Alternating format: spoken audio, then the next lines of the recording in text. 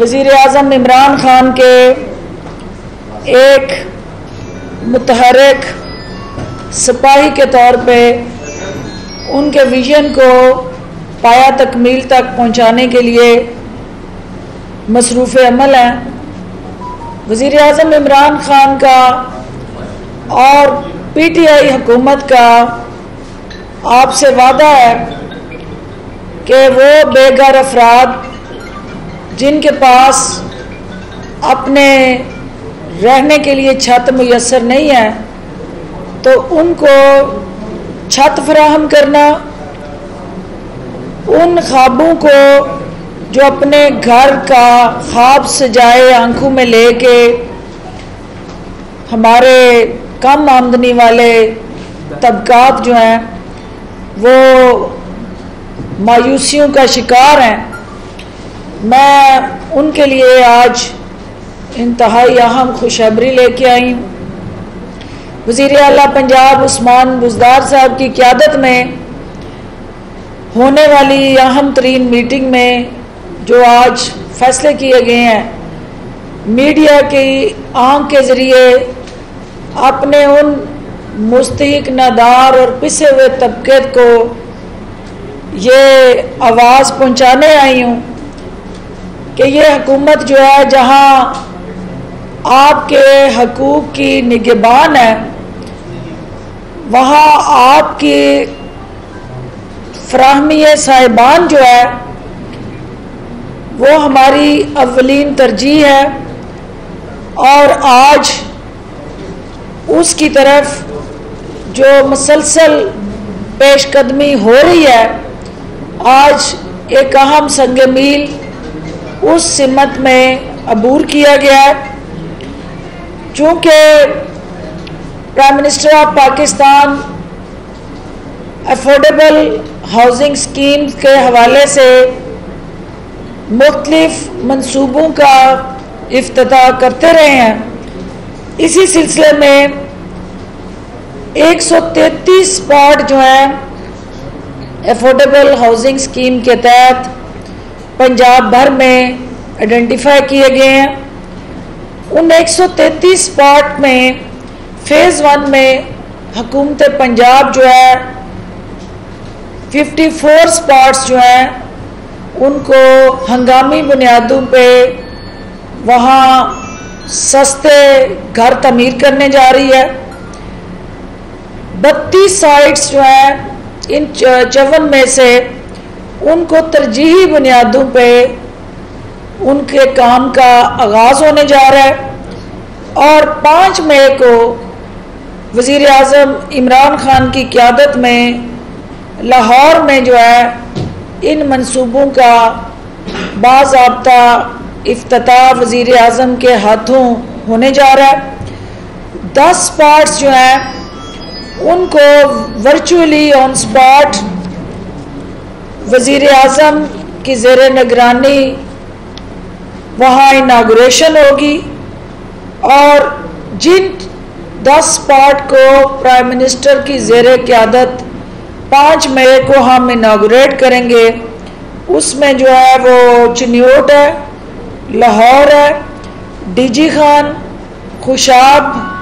मियाँ वाली, सरगोदा, खानेवाल, ये वो 10 स्पॉट होंगे जो यकलख्त फिल फॉर प्राइम मिनिस्टर साहब के एक बटन दबाने से इन अजला में भी ये सस्ता अफोर्डेबल हाउसिंग स्कीम जो है उसका इफ्तिताह कर दिया जाएगा। ये आपके जो 32 तहसीलों में 10,000 के करीब जो है वो घर पहले मरहले में हम बनाने जा रहे हैं। इसके अंदर जो सबसे अहम पेशरफ्त है कि ये जो घर है इनके लिए हुकूमत पंजाब 3 अरब रुपया जो है हुकूमती एक्सचेकर से इस मंसूबे के लिए मुख्तस कर चुकी है। ये घर जो है वो 3 से, क्योंकि इब्तदाई तखमीना जो है इन घरों का वो 3 मरले का लगाया गया था, वज़ीर आला पंजाब उस्मान बुज़दार साहब की क़यादत में आज ये फैसला किया गया कि इनको 3.5 मरला पे मुंतकिल कर दिया जाएगा और ये स्कीम जो है अब 3 की बजाय 3.5 मरला के घर पे मुश्तमिल होगी। इसके अंदर जो है वो हुकूमत पंजाब 3 अरब का रिवॉल्विंग फंड देगी और उसके साथ साथ ये हमारा जो 14,000 से लेके 30,000 तक की जो आमदनी वाला तबका है वो इस स्कीम से मुस्तफीद होगा और टोटल इस घर की कीमत जो हुकूमत ने मुकर्रर की है वो 14,30,000 है और 30,000 से 50,000 तक का जो तबका है वो मुस्तफीद होगा। इसके अलावा जो है वो जो हमारे पंजाब बैंक की मुआवनत और बाकी 11 बैंक्स जो हैं वो कंसोर्शियम के ज़रिए इस स्कीम में हिस्सेदार बनेंगे। इसकी जो किस्त है वो 10,000 रुपया मुकर्रर की गई है और 10,000 किस्त जो है वो तकरीबन 10 साल में ये जब आप घर में दाखिल हो जाएंगे चाबी मिल जाएगी तो उस दिन से आपकी किस्त का उस माह से आगाज़ होगा और अल्टीमेटली जो है ये एक ऐसा ख्वाब है जिसको हर काम आमदनी वाला हमारा जो तबका है उससे अपने हसीन ख्वाब जो आंखों में सजाए हुए हैं वज़ीर आला उस्मान बुज़दार ने उन ख्वाबों की ताबीर देने का जो वज़ीर आज़म का वादा था वो पूरा करने जा रहे हैं। और इसके साथ साथ चूँकि जो हमारे नाकदीन और अपोजिशन में बैठे कुछ फारिग सियासतदान जो हैं वो हुकूमत पे उंगलियां उठाते रहे कि कहाँ है वो घर, ये है वो घर जो अल्टीमेटली कम मुद्दत में हम तमीर करके हकदारों को दस्तयाब करने जा रहे हैं। और इसके साथ साथ ये 10,000 घर जो है वो हम 32 तहसीलों में बना रहे हैं। तो जब ये अल्टीमेटली 146 तहसीलों तक ये फैलेंगे तो इनकी तादाद जो है वो लाखों में जाएगी और इंशाल्लाह उससे हमारा जो पिसा हुआ तबका है वो मुस्तफीद होगा। और सबसे अहम चीज़ के सहाफ़ी हजरात जिसमें मीडिया वर्कर्स हैं वो भी इस मंसूबे से मुस्तफीद हो सकते हैं क्योंकि थ्रू बैंक जो है आपने एक बेंचमार्क बना दिया है तो कोई भी शख्स जिसकी आमदनी 30 से 50,000 के दरमियान है और वो 10,000 किस्त देने का अहल है वो इस स्कीम में अप्लाई कर सकता है। उसकी स्क्रूटनी करना, एक प्रॉपर मैकेनिज्म के तहत आपका एवेल्युएशन करना, ये जो है वो बैंकों का काम है और वो खुशनसीब जो होंगे जो उस क्राइटेरिया को मीट करेंगे बैंक्स उनके लिए फिनांसिंग करेगा। और ये 14,30,000 की जो उनकी फैसिलिटी है उसको हुकूमत जो है वो हर तरह से सरपरस्ती करेगी। दूसरा इशू जो अहम इशू है जिसके हवाले से काफ़ी मीडिया की स्क्रीनें लोट पोट होती जा रही हैं और बहुत सारे हमारे अंडर 19 के भी उस मैच में खेल रहे हैं और कुछ जो है वो माशाल्लाह बेगानी शादी में अब्दुल्ला दीवाने भी कूदे हुए हैं और कुछ जो है वो बीज मालों का किरदार भी अदा कर रहे हैं। तो ये सारे अफराद मैं कल से मैं देख रही हूँ क्योंकि हल्के में थी तो वहाँ सिग्नल्स की अदम दस्तयाबी की वजह से, राशन तकसीम करने की वजह से वहाँ बॉर्डर एरिया पे मैं नहीं देख सकी कि किस किस को बदहज़मी हुई है। तो बाद में जब लेट नाइट 11 बजे के करीब मुझे पता चला तो मेरा सबसे पहला जो रिएक्शन था कि वज़ीर आज़म इमरान खान साहब से इस हवाले से एडवाइस ली जाए कि मुझे मीडिया में क्या कहना है और किस तरह कहना है, और उसके बाद वज़ीर आला उस्मान बुज़दार साहब से मावनत ली जाए कि क्या इस मैच में कूदना है या हमने मैच को बाहर बैठ के ग्राउंड से देखना है। तो मैं वज़ीर आला उस्मान बुज़दार साहब की शुक्रगुज़ार हूँ और वज़ीर आज़म इमरान खान की कि उन्होंने अवाम दोस्त जो सोच है, जो पब्लिक वेलफेयर के साथ जुड़ा उनका एजेंडा है और अवाम को रिलीफ देने का उनका जो अज़्म है, उन्होंने अवामी नुमाइंदे होते हुए अपना हक अदा करते हुए रमज़ान बाज़ारों में जो अफरा तफरी, नाकस अशियाए खुर्दोनोश की फराहमी और अवाम की सहूलत कारी की बजाय उन रमज़ान बाज़ारों में जो इस्तेसाल है, उस हवाले से उन्होंने नोटिस लिया। आज वज़ीर आला पंजाब उस्मान बुज़दार साहब ने चीफ सेक्रेटरी साहब और मुझे जॉइंटली एक मीटिंग में बैठ के उस वाक़े की खुद इंक्वायरी करने का फ़ैसला किया। उन्होंने रिपोर्ट तलब कर ली है। तमाम जो हमारे पंजाब भर में रमज़ान बाज़ार हैं, उनके हवाले से चीनी लाइनों में लगा के जो अवामी इस्तेहसाल है, उस पर वज़ीर आला ने नापसंदीदगी का इजहार किया। हमने चीनी उन स्टॉल्स पे लाए हैं, हुकूमत ने 65 रुपये उस चीनी के लिए सब्सिडी दी है। एक्स मिल प्राइस जो है वो 85 रुपये 80 रुपये और रिटेल प्राइस हमारी 85 रुपये, तो 20 रुपये फ़ी किलो हुकूमत सब्सिडी दे रही है अपने उन शहरियों को कि वो आए और वो चीनी लें। अगर वहाँ लाइनों में लगा के सारा दिन रोज़ादारों को 1 किलो चीनी किसी ज़िले में दी जाती है, तो इसका मतलब है कि वो हुकूमती पॉलिसी का इनखराफ है। दूसरी बात, जो रमज़ान बाज़ार के अंदर सबसे पहले ये तय किया गया कि जो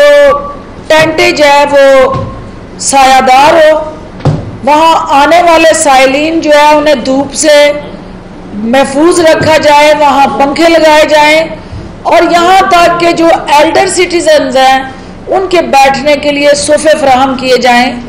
हुकूमती SOPs पे अगर कहीं पे अमल दरामद नहीं होता तो अवामी नुमाइंदे जो हैं वो अवाम को जवाबदेह हैं, और इस पाकिस्तान के अंदर कोई भी ऐसा शख्स जो अवाम के टैक्स पेयर के पैसे से तनख्वाह लेता है वो अवाम के सामने जवाबदेह है और अवाम के हकूक का तहफ़्फ़ुज़ का ज़ामन है। और जो वहाँ चंद मीडिया की स्क्रीनों ने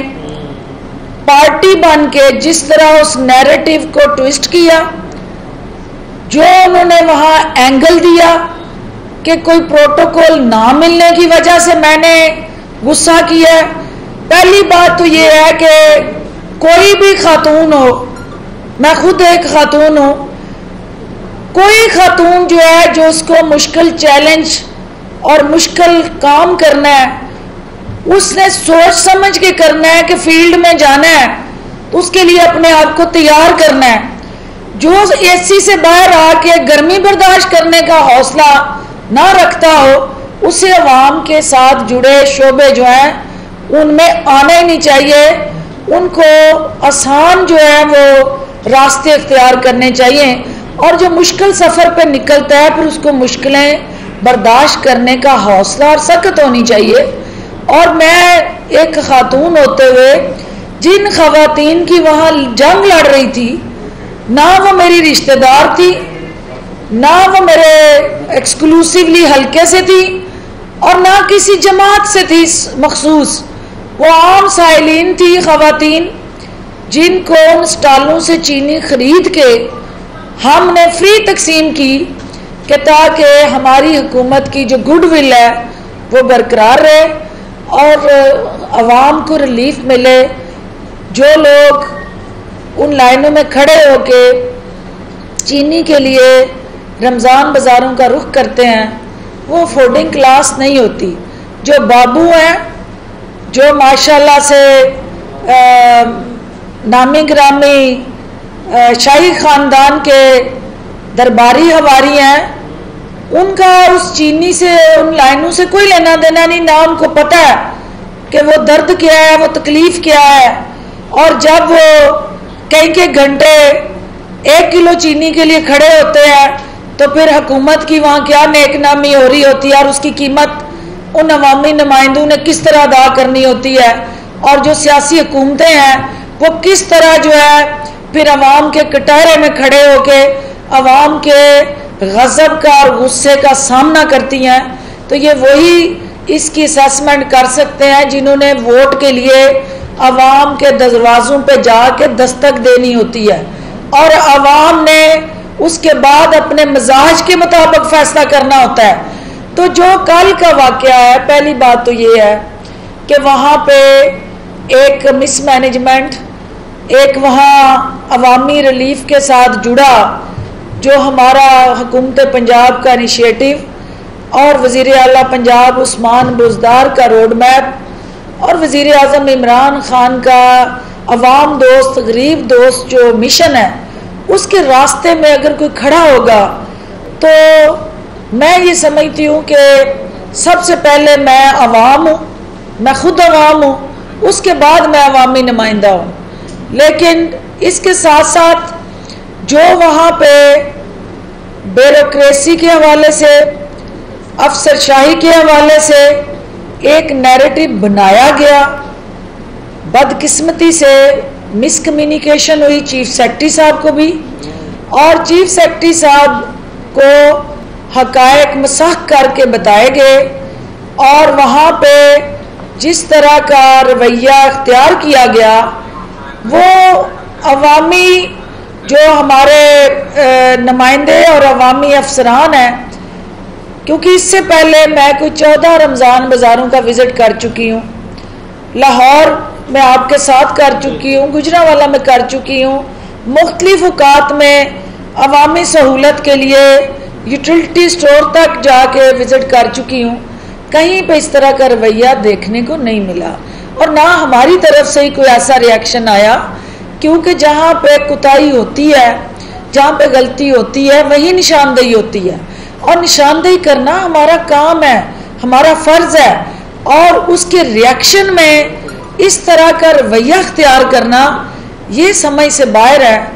और माशाल्लाह से एक शाही ख़ानदान की राजकुमारी जिसने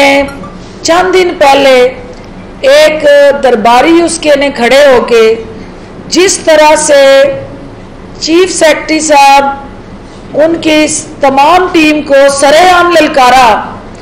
और धमकियां दी और जिस तरह की ज़बान इस्तेमाल की उनकी दार रसी के लिए, उनके रेस्क्यू के लिए और उनके हक के लिए भी बोलने के लिए मैंने जिम्मेदारी अदा की,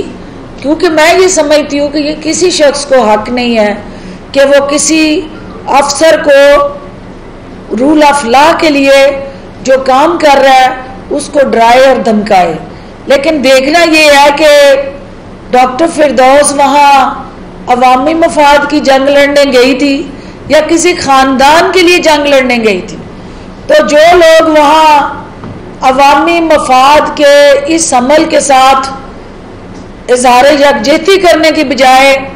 इसको अपने अपनी मर्जी का रंग भर रहे हैं और एक ऐसा मंजरनामा पेश कर रहे हैं कि जिसके अंदर जो है वो खुदा न खास्ता कहीं सरकार के जो एग्जेक्टिव और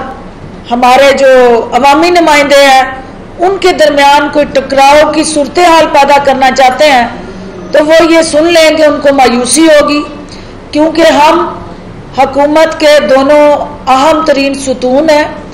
हमें अपनी अपनी जगह अपने अपने दायरा कार में काम करना है और दोनों का मकसद आवाम को रिलीफ देना है, आवाम की मुश्किलात का अजाला है। अफसरशाही में भी वो लोग जो धूप में खड़े होके, जो रोज़े में प्यासे हर रमज़ान बाज़ार में काम कर रहे हैं, वो अवामी खिदमत में अपना हिस्सा डाल रहे हैं, वो हुकूमती तरजीहात में, हुकूमती कोशिशों में सप्लीमेंट कर रहे हैं हमारी एफर्ट्स को। हम उनको सलाम पेश करते हैं, खराज तहसीन पेश करते हैं, लेकिन वो चंद मुट्ठी बार अफराद जो हुकूमती बदनामी का बायस बन रहे हैं, जो अवाम को तकलीफ देने में सबसे आगे है और जिनकी स्पोक्स पर्सन जो है वो जाली राजकुमारी बन के सामने आती है, और जिस वक्त जो है वो उस ब्यूरोक्रेसी को वो खुद ललकारते हैं तो वो हलाल करार दी जाती है वो सारी दान डपट।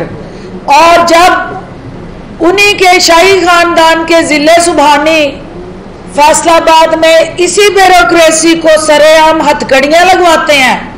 तो उस वक्त जो है ये सारी कारकर्दगी अवामी मफाद में हलाल समझी जाती है। और जब उस पब्लिक के इंटरेस्ट के साथ जुड़ा रमज़ान पैकेज में कहीं कोताही की निशानदेही होती है तो उसको हराम करार दिया जाता है। तो ये दोहरा रवैया, दोहरा मेयार, ये मुनाफिकाना सोच और ये सारे का सारा अमल शाही खानदान के दरबारी और हवारी,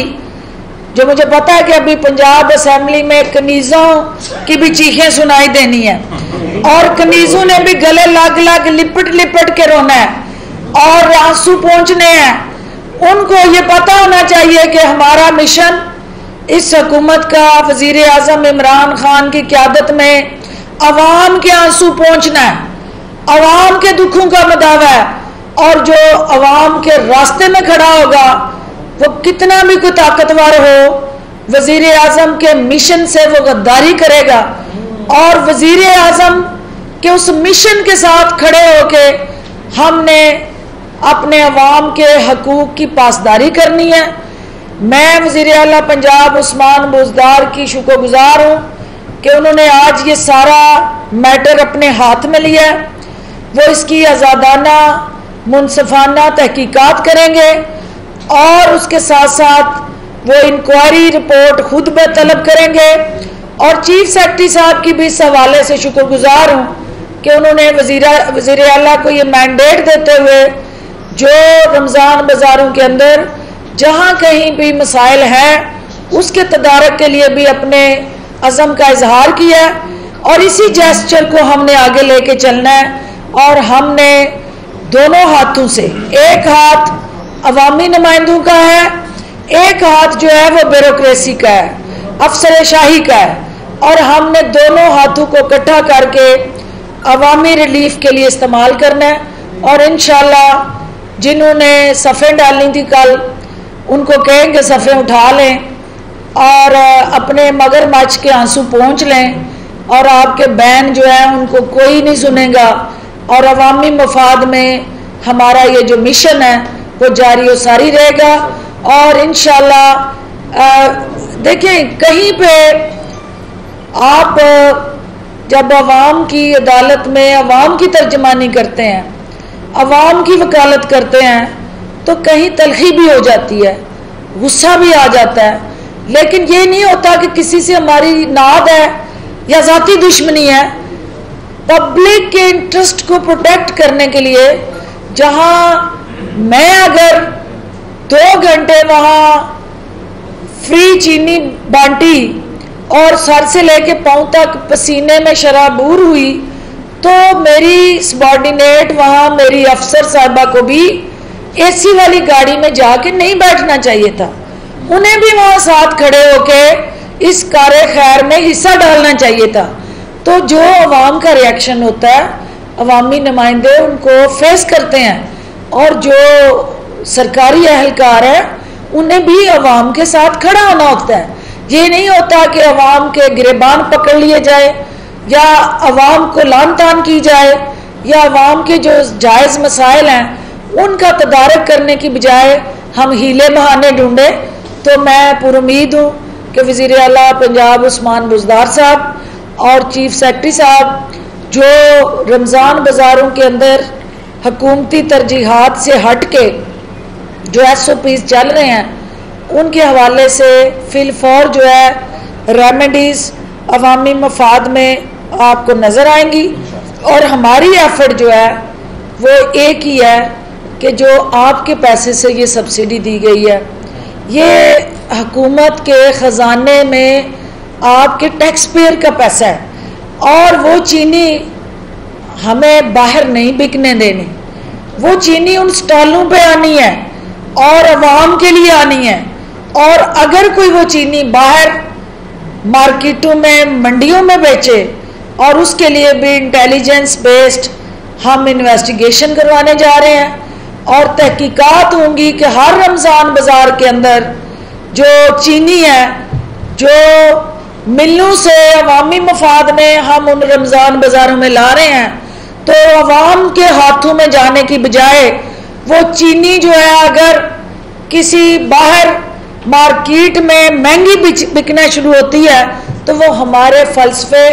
और हमारे मिशन की नफ़ी है और उसके लिए भी हमने हर हाल में अवामी मफाद को प्रोटेक्ट करना है। डॉक्टर साहब भाई ये फरमाइएगा कि कल जब आपसे बात हुई है आपके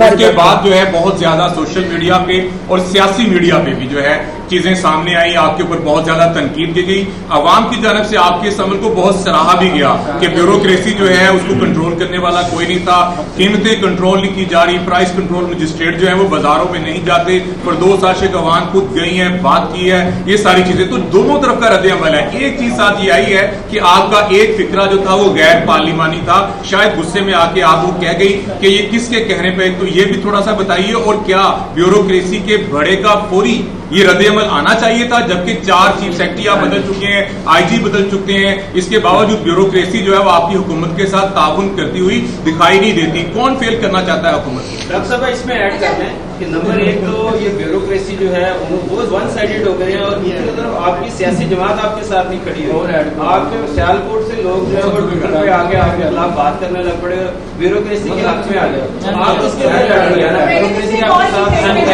बस मेरा हाल है जवाब कोई नहीं होगा, सारे ऐड हो जाएंगे। अच्छा मौसम की भी सुन लेंगे। मियां साहब ने उनका नाम नहीं लिया, मैं उनका नाम ले लेता हूँ। उस्मान डार ने सबसे पहले ट्वीट डाला कि उनकी जिम्मेदारी से वो उस हल्के से इलेक्शन लड़ते हैं। मसला ये है डॉक्टर साहब, आपकी जमात का कोई एक मुशीर, कोई एक वजीर आपके हक में ना किसी ने कुछ बयान दिया, ना किसी ने कुछ नहीं, उन्होंने भी खुल के बयान नहीं दिया, वो नदीर कुरैशी ने बयान दिया। ये बता दें आपकी पार्टी के अंदर भी आपके हवाले से कुछ जेलसी पाई जाती है, उनको भी थोड़ा सा एक्सपोज कर दें और इसमें एक और ऐड कर लें कि ये जो कल के चूजे और चूजियां जिन्होंने अपने ट्विटर अकाउंट बनाए हुए हैं सरकारी तौर पर, वो सारे जत्थे की तरह आपकी दारकुशी पर उतरे, AC हैं, DC हैं, उनको क्या जवाब दें? अच्छा जी, पहली बात तो ये है कि जब मैं नहीं बोली तो बाकियों को भी इसीलिए नहीं बोलने दिया गया क्योंकि मैंने बोलना था तो बाकियों ने बोलना था। और जब हम एक ही गाड़ी के सवार जो पैसेंजर हैं, अगर हम आपस में गुत्थम गुत्था होंगे तो वो गाड़ी जो है वो मंजिल तक कैसे जाएगी। इसलिए वो दानिस्ता तौर पे हमने जानबूझ के उस पर रद्द अमल नहीं दिया क्योंकि हम ये तासर नहीं देना चाहते कि कहीं पे हमारी आपस में कोई गलतफहमियाँ हैं। और मुझे ये यकीन था कि जिस इशू पे उनको वो हकायक मसख करके बताया गया कि कोई प्रोटोकॉल का इशू था, एक चैनल चला रहा था कि शायद उनको प्रोटोकॉल नहीं मिला, उस पर उन्होंने रिएक्शन दिया। अब बात यह है कि प्रोटोकॉल डॉक्टर फिरदौस को नहीं, उन अंडर 19 वालों का मसला हो सकता है, मेरा ये मसला नहीं है, क्योंकि मैंने 7 फेडरल मिनिस्ट्रियां हेड कर ली हुई हैं और मेरे लिए ये चीज़ें बेमानी हैं। और ख़ास तौर पे एसी मुझे क्या प्रोटोकॉल देगी, या एसी से मैंने क्या प्रोटोकॉल लेना था, और ये सारा गलत और मनफी प्रोपेगेंडा था। दूसरी बात ये थी कि जो एक तासुर दिया गया कि शायद किसी ब्यूरोक्रेट को दानिस्ता तौर पे ह्यूमिलेट करने के लिए मैंने जो है वो गुस्से का इजहार किया। तो देखें, मेरी उस तहसील के अंदर 2 हलके हैं, हर तहसील के अंदर एक हलका है सियालकोट का, डस्का में एक हलका है MNA का, पसरूर में एक हलका है MNA का, समड़ियाल में एक हलका MNA का, और उनके तीनों के अलग-अलग एसीज हैं जो एक एक हलके को देखते हैं। ये हलका जो है तहसील सियालकोट का, ये 2 हलकों पे मुश्तमिल ये तहसील है। एक हलका जो है रूरल है, एक हलका अर्बन है। जो रूरल है वो मेरा हलका है और जो अर्बन है वो उस्मान डार साहब का हलका है। अब जहाँ रमज़ान बाजार लगा हुआ था वो माशाल्लाह के से उनके हलके में है और उनके घर से चंद कदम के फासले पे है। तो मैं सिर्फ मीडिया की स्क्रीनों को ये गवाह बना के कहना चाहती हूँ कि डॉक्टर फिरदौस वहाँ अवामी मफाद में अपने भाई उस्मान डार के वोटर्स और अपने वोटर्स के हकूक का भी तहफ़्फ़ुज़ करने गई थी। किसी एक हलके के अवाम के लिए वो रमज़ान बाजार रिलीफ नहीं दे रहा। और जो तासुर दिया गया कि यहाँ कोई स्प्लिट है या कोई डिवीजन है, तो इस्लामाबाद में बैठ के हलके में आए बगैर कैसे तयन हो सकता है कि किस जगह पे रमज़ान बाजार में कौन सी चीज़ शार्ट है और वहाँ किस चीज़ की कमी है और अवाम को क्या मुश्किलात हैं। जिसने उन बाज़ारों में जाना है, जिसने अवाम को दस्तयाब होना है, जिसने अवाम के साथ खड़े होना है, उसको पता होगा कि वहाँ इशू क्या है। और ये उस्मान डार साहब को भी शायद हकायक मसाह करके बताएंगे जब उन्हें भी ये पता चलेगा कि वहाँ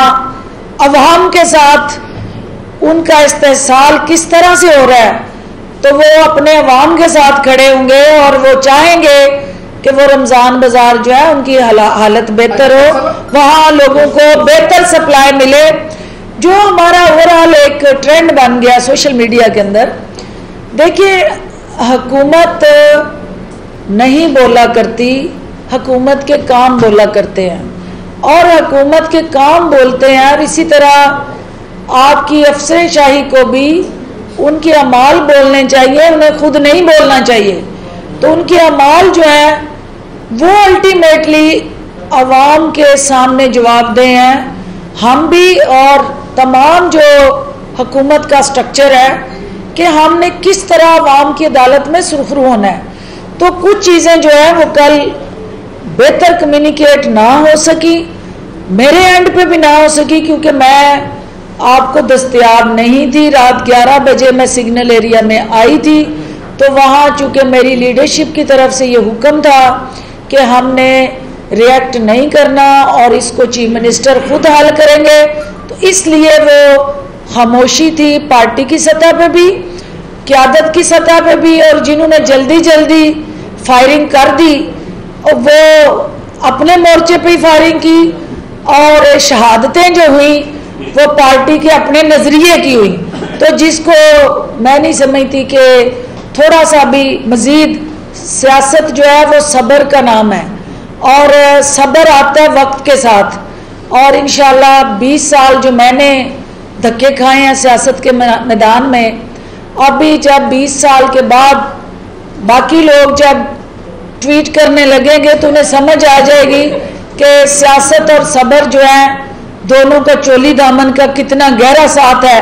और जज्बात जो है वो नहीं आने चाहिए। आपका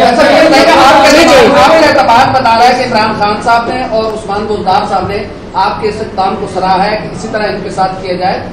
ये तो हर बाजार में लाइन लगती है, कितने लोगों को जाके आपने इस तरह गालियां दी जो आपने कल रवैया इख्तियार किया। क्या आप नहीं समझते कि पूरे पंजाब में ही आपको टास्क दे दिया खान साहब ने कि पूरी ब्यूरोक्रेसी को लेकर दौड़ जाए आप? नहीं, ऐसी बात नहीं है। देखिए, हर बाजार में ये मेरे साथ गए हैं, वहाँ पे शादमान बाजार में सारा मीडिया मेरे साथ था, गुजरांवाला के अंदर सारा गुजरांवाला का मीडिया मेरे साथ था। वहाँ पे तो ब्यूरोक्रेसी ने सहूलतकारी की,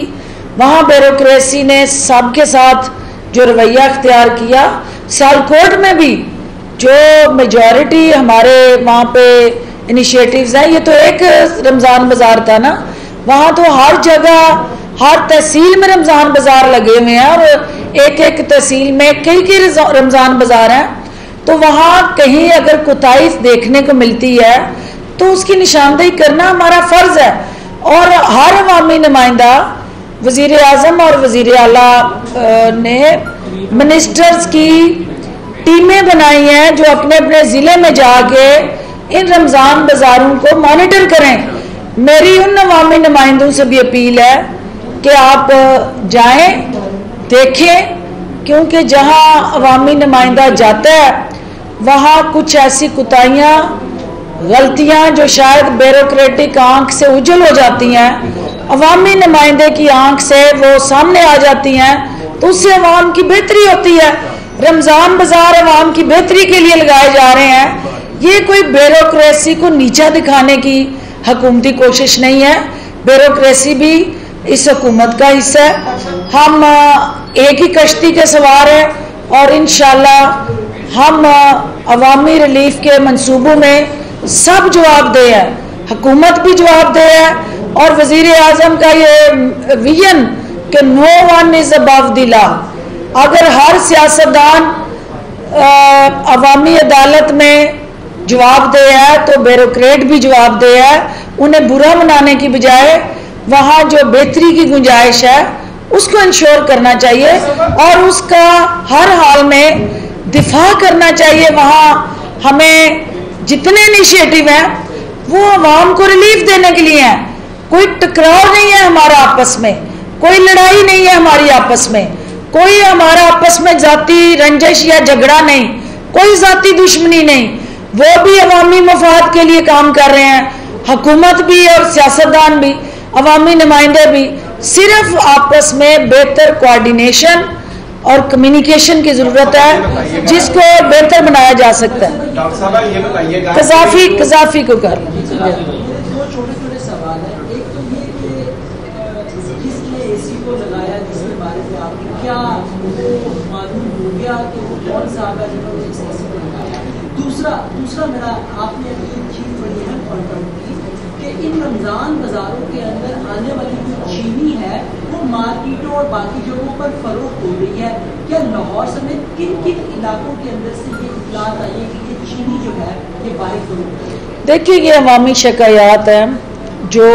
सोशल मीडिया के ज़रिए मुख्तलिफ अवामी नुमाइंदों के ज़रिए हुकूमती कानून में सुनाई देती रहती हैं। इस पे आज़ादाना तहकीकात हूँ, इंटेलिजेंस बेस्ड इंफॉर्मेशन इकट्ठी की जाए और 1,55,000 मैट्रिक टन जो है हमारा टारगेट,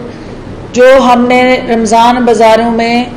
65 रुपये फ़ी केजी के हिसाब से दस्तयाब करना है। इसकी यूटिलाइजेशन को ट्रांसपेरेंट रखने के लिए हमें हर हाल में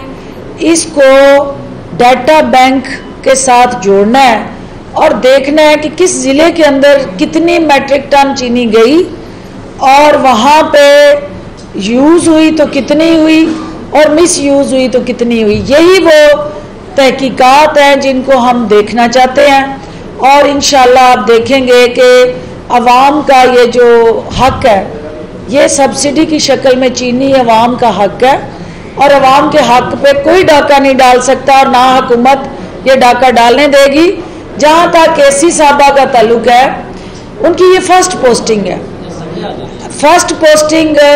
डिस्ट्रिक्ट सियालकोट में एसी की हैसियत से वो आई हैं। शायद उनको वो थोड़ा टाइम चाहिए उस अवामी रंग में अपने आप को लाने के लिए और अवामी मिजाज में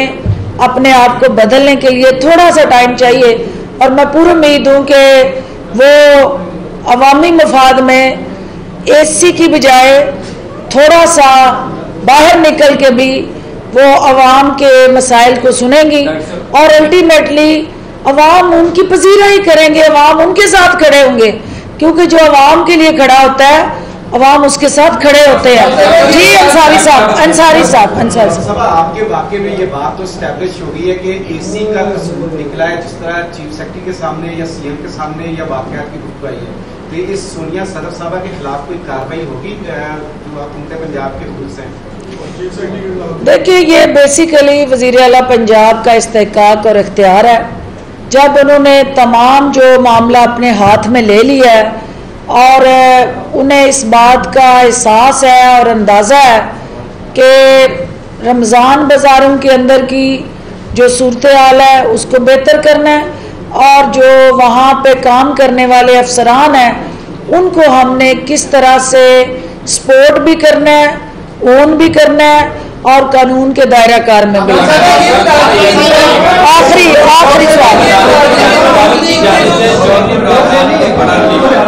वासफ इसके बाद ना, अच्छा इसके बाद बैठो, रोजा तक भी लग गया आज। वासिफ, चलो वासिफ से शुरू करो।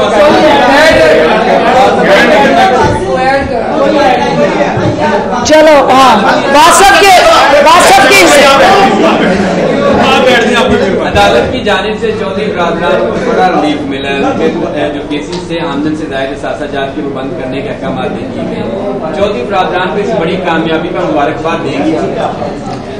देखिए, नैब एक आज़ाद और खुद मुख्तार अदारा है और नैब जो है वो जब किसी को पकड़ता है, नैब अदालतों में केसेस चलते हैं और अदालतें फिर रिलीफ देती हैं। ना पकड़ते हुए नैब हमसे पूछता है और ना छोड़ते हुए अदालतें हमसे मशवरा करती हैं।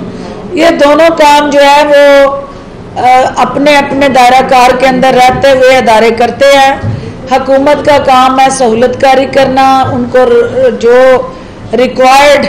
कॉन्स्टिट्यूशनल सपोर्ट है वो देना, वो हम देंगे। और चौधरी बरादरान को अदालत ने सुरखरू किया है तो यकीनन वो अवामी अदालत में भी सुरखरू होंगे और अवामी अदालत का हिस्सा होते हुए मैं उनको अप्रिशिएट करती हूँ, मुबारकबाद भी दूंगी। क्योंकि बेसिकली कोई शख्स भी अगर वो कानून की अदालत और आइन की अदालत में अपने ऊपर लगे जो दाग हैं उनको धो देता है तो यकीनन वो मुबारकबाद का मुस्तहिक होता है।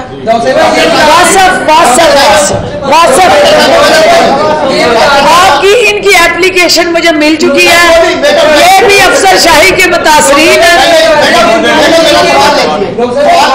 इमरान खान साहब ने वादा किया था कि मैं ब्यूरोक्रेसी को आवाम के ताबे करूंगा। रात का जो फैसला है, क्या आपसे लगता नहीं कि इमरान खान साहब नाकाम हो गए हैं, ब्यूरोक्रेसी भी आवाम के ताबे नहीं हुई? डॉक्टर साहब इसमें ऐड कर लें ये नून लीग के जो कल केस थे वो ये चला रहे थे कि फिरदौसा शेखवान साहिबा ने सोनिया सदर को कोई सिफारिश की थी जो उन्होंने नहीं मानी और उसके खिलाफ ये सारा काम हुआ, तो उस पर भी बता दें क्या किया। ये तो मेरा हाल है कि सोनिया सदर को लेके आप उसको लेके डॉक्टर फिरदौस ने जब से सोनिया आई है माशाल्लाह से सदफ सोनिया और सोनिया सदफ, वो मैडम जो है आज तक डॉक्टर फिरदौस को ना कभी दस्तयाब हुई है और ना वो किसी जगह पे भी एज आ एसी जो है वहाँ पे उनका जो रोल है वो नून लीग का जो उनकी हमायत में बोलना है और इस तरह का बयानिया देना है। मेरा ख्याल है कि सोनिया से या सदफ से आप खुद ही ये बात पूछ लें। अगर सदफ ये कह दे कि डॉक्टर फिरदौस ने आज तक उसको कोई सिफारिश की हो या किसी जगह पे उसको कोई काम कहा है, तो कोई ऐसा केस या किस्सा जो नून लीग की पेट में उठने वाले जो वलवले हैं तो उसके साथ अगर कोई जुड़ा है तो डॉक्टर फिरदौस सबसे पहले आपके कटहरे में खड़े होकर माफी मांगेगी। ये बेबुनियाद झूठा प्रोपेगेंडा है और सदफ इस बात का खुद जो है वो इनकार करेगी कि ये कभी भी ऐसा नहीं हुआ, क्योंकि मैंने अगर कुछ कहना होगा तो माशाल्लाह से डीसी सियालकोट वहाँ मौजूद है और मेरा जो तजर्बा है और जो मेरी औकात है वो डीसी से बात करने की है, एसी से बात करने की नहीं। ये फरमा दीजिएगा कि अगर एक मशीन जो है वो ब्यूरोक्रेसी के खिलाफ बात करती है तो इंक्वायरी का सामना करना पड़ता है। आम आदमी को अगर मसला होता है तो वो किस तरह से ब्यूरोक्रेसी से रिलीफ देगा, हुकूमत से किस तरह डिलीवर करेगी? देखिए, ये वो तब्दीली है जिसके लिए हम जद्दोजहद कर रहे हैं। ये वो मिशन है जिसके साथ आपने मिल के एक मावन और मददगार बनना है हमारा, और ये वो एक अनटायरिंग एफर्ट्स के साथ जुड़ा एक कंसिस्टेंट कंटिन्यूड स्ट्रगल के साथ जुड़ा जहाद है जो आप सब की कोशिशों से हमें करते रहना है और इंशाल्लाह बेहतर होगा। कमर आया हुआ, कमर से एक सवाल करवा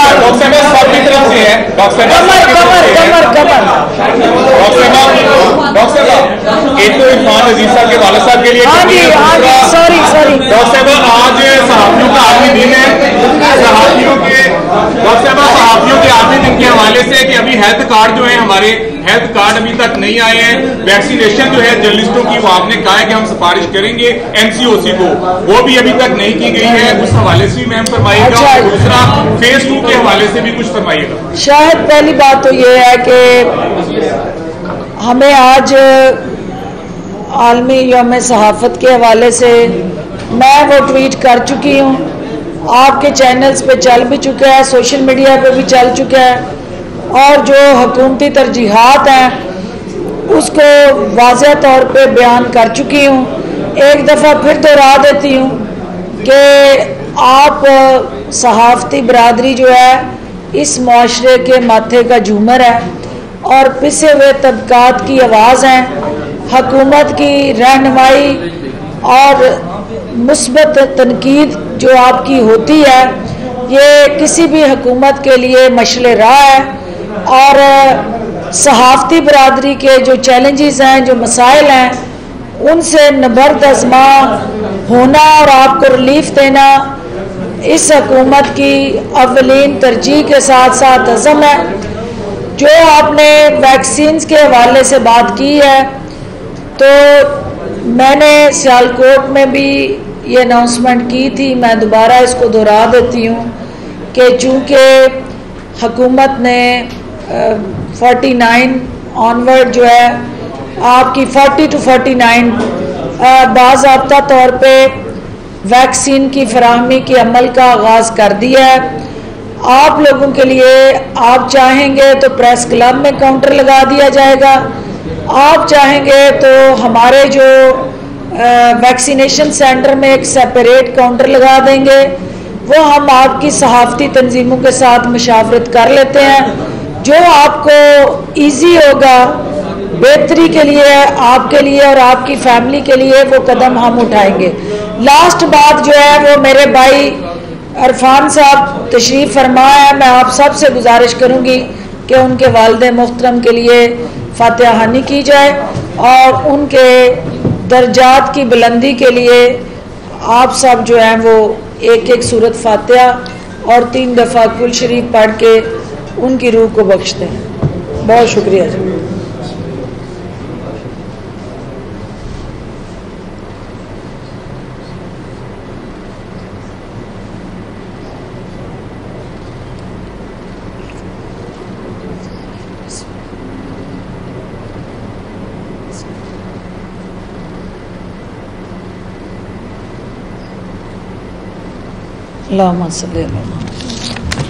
बहुत अफसोस है इरफान, क्या बीमार थे?